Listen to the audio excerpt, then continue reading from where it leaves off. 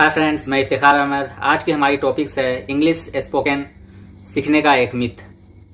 ये टॉपिक जो मैंने चुना है ये मेरी पर्सनल एक्सपीरियंस के बिना पे है, जो आपको हो सकता है कि काफ़ी फ़ायदा करे।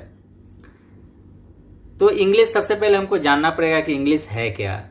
इंग्लिश एक भाषा है जो दुनिया के बहुत सारे मुल्कों में ये बोली जाती है और ऐसे करके ये ऑफिशियल लैंग्वेज भी हो चुका है पूरे दुनिया का।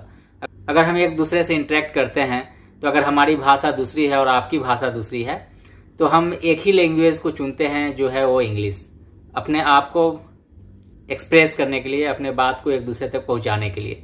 तो आज की दुनिया में ये बहुत ज़रूरी हो गया है कि हमें वो सीखना है और बच्चे ये सीख भी रहे हैं, कोशिश भी कर रहे हैं सीखने के लिए, और ये सीखना बहुत ज़रूरी भी है। मैं अपनी बात शुरू करने से पहले आपको एक बात बता देना चाह रहा हूँ कि आजकल जैसे ही हम अपने घर से बाहर निकलते हैं तो बहुत सारी एडवर्टीजमेंट देखते हैं कि 90 डेज में इंग्लिश बोलना, 160 डेज में इंग्लिश बोलना या 180 डेज में इंग्लिश बोलना, 3 महीने या 6 महीने के काफ़ी कोर्सेस जो इंस्टीट्यूट प्रोवाइड करते हैं। इसके अलावा अगर हम सोशल मीडिया पे चले जाएं तो वहाँ पे बहुत सारे हज़ारों के तादाद में चैनल खुली हुई है जो आपको इंग्लिश सिखाने का कोर्स करवाते हैं या इंग्लिश सीखने की टिप्स देते रहते हैं। इसके अलावा हज़ारों की तादाद में मार्केट में किताबें अवेलेबल हैं जो आपको टाइम फ्रेम के अंदर आपको गारंटी देता है कि आप इंग्लिश, इस किताब को पढ़ेंगे तो आप इंग्लिश बोल सकते हैं। तो ये सारी चीज़ों के पीछे क्या हकीकत है मैं आप लोगों के साथ शेयर करना चाहता हूँ, और ये मेरी पर्सनल एक्सपीरियंस है। इस टॉपिक को बेहतर समझाने के लिए मैं आपको एक एग्जाम्पल भी दूंगा, जिस एग्जाम्पल के बिना पे आप बहुत आसानी से समझ सकते हैं। तो उस एग्जाम्पल पे जाने से पहले मैं कुछ जो इंस्टीट्यूट में होती है मैं उसको एक बार डिटेल्स में आपको बताना चाहता हूँ। जब आप किसी भी इंस्टीट्यूट में दाखिला लेंगे, एडमिशन लेंगे स्पोकन क्लासेस करने के लिए, तो जो स्पोकन क्लासेस की जो शुरुआत होती है वो 10 से शुरुआत होती है, और जो उस कोर्स का जो ख़त्म होता है वो GD पे ख़त्म होता है, मतलब जनरल डिस्कशन, एक दूसरे से आपको बात करना, और लास्ट में आपको यही बोलेंगे कि आप इस तरह से प्रैक्टिस करते रहें और इसमें आपकी ग्रोथ आती रहेगी, आप इसमें इम्प्रूव होते रहेंगे। इंस्टीट्यूट में जैसे ही बच्चा दाखिल होता है उसके बहुत सारे अरमान होते हैं कि मैं आज इंग्लिश बोल पाऊंगा इस कोर्स कंप्लीट करने के बाद। लेकिन वो जब कोर्स कंप्लीट हो जाती है फिर भी वो अपने आप को उसी पॉइंट पे पाते हैं जहां से वो शुरू किए हुए होते हैं। तो आइए मैं इस इंग्लिश स्पोकन का मैं एक यहाँ पे मिथ तोड़ता हूँ जो लोगों के अंदर में है, एक एग्जाम्पल आपके पास रख कर।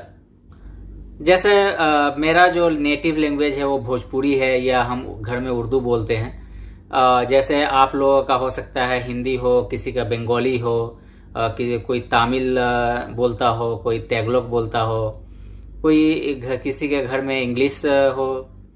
मैं अपना भोजपुरी पे एग्जांपल दूंगा, अपने बच्चे पे एग्जांपल दूंगा कि अगर मान लीजिए मेरे घर में एक बच्चा पैदा होता है तो उसकी उम्र 3-4 साल का जब होता है तो वो बोलना शुरू हो जाता है। वो बोलना, अपने आप को वो एक्सप्रेस करना स्टार्ट कर देता है अपने लैंग्वेज में। जैसे मेरी लैंग्वेज भोजपुरी में है तो मेरे घर के बच्चे जो हैं वो भोजपुरी में बात करते हैं, तो बात करने लगते हैं। अपने पूरे ख्वाहिशात, अपने पूरी ज़रूरियात जो हैं वो अपने लैंग्वेज में, अपनी हिंदी, अपने भोजपुरी में वो बोल पाता है, और हम लोग समझते भी हैं, और जो हम लोग बोलते हैं वो समझ लेता है 3-4 साल का जो बच्चा होता है। तो 3 से 4 साल का जो बच्चा होता है ना, उसे भोजपुरी पढ़ना आता है ना उसे लिखना आता है, फिर भी वो भोजपुरी बोल पाता है। तो ये कहानी जो है हर घर का है, चाहे आपकी लैंग्वेज कोई भी हो, बंगाली हो, उड़िया हो, जो भी हो आपकी लैंग्वेज, ये हर घर का हालात है कि हर एक बच्चा जो पैदा होता है 3-4 साल के बीच में वो बोलना शुरू हो जाता है। ना उसे पढ़ाई आती है ना उसे लिखना आता है उस लैंग्वेज में, फिर भी वो बोल पाता है। तो इस बात से 2 भ्रम यहाँ पे मैं तोड़ूंगा जो आपको ये बात समझ में आ गई होगी। पहला तो ये कि कोई भी लैंग्वेज बोलने के लिए आपको पढ़ना और लिखना जरूरी नहीं है। ये तो 100% गारंटी है कि आप 3 महीने में नहीं बोल पाएंगे इंग्लिश, क्योंकि एक बच्चा जिसके दिमाग में कुछ भी नहीं है, सादा पेपर की तरह है, उस पर आप कुछ भी लिख सकते हैं, अगर मान लीजिए 6 महीना या 7 महीने तक वो उसके अंदर कोई कॉन्शियस नहीं है, वो उतना समझ नहीं पाता है, लेकिन 6-7 महीने के बाद वो हमारे बातों को समझ पाता है, उस पर इंटरेक्ट करता है। तो अगर उस पीरियड को भी हम देखें तो 2 से 2.5 साल या 3 साल पकड़ लीजिए, 2.5 से 3 साल जो है उसको लगता है उस लैंग्वेज में सही से बोलने के लिए। तो जो हम ग्रेजुएट कर लेते हैं या HS इंटर के बाद जो हम इस कोर्सेस वगैरह में अपने आप को इनरोल करते हैं और सोचते हैं कि 3 महीने या 6 महीने के बाद काफी फ्लुएंट इंग्लिश बोल सकते हैं, तो ये एक मिथ है। तो इंग्लिश कैसे आप बोल सकते हैं, इस बच्चे के एग्जाम्पल से आप समझ सकते हैं कि उसने पहले ऑब्जर्व किया, फिर वो शुरू किया थोड़ी थोड़ी बात करना, उसके बाद वो पूरी आधी सेंटेंस बोला, उसके बाद पूरी सेंटेंस किया और उसके बाद वो फ्लुएंट हुआ अपने लैंग्वेज में। लेकिन उसने कभी हिचकिचाया नहीं बोलने में, उसको जैसे आया वो बोला, उसको उस तरह की एनवायरनमेंट मिली, उसे दूसरा कोई लैंग्वेज उसके सामने में नहीं आया, वही लैंग्वेज उसके घर में आया, या वो 24 आवर्स उसी लैंग्वेज के बीच में रहा, या जिस लैंग्वेज में वो घिरा रहा उसी लैंग्वेज को वो बोल पाया उस 3-3.5 साल की उम्र में।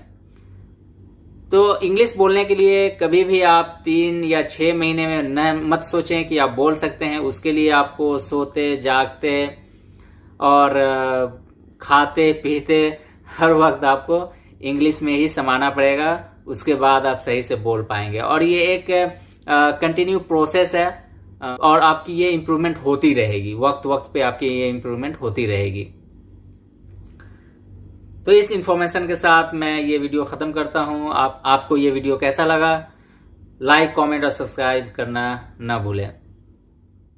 Thank you.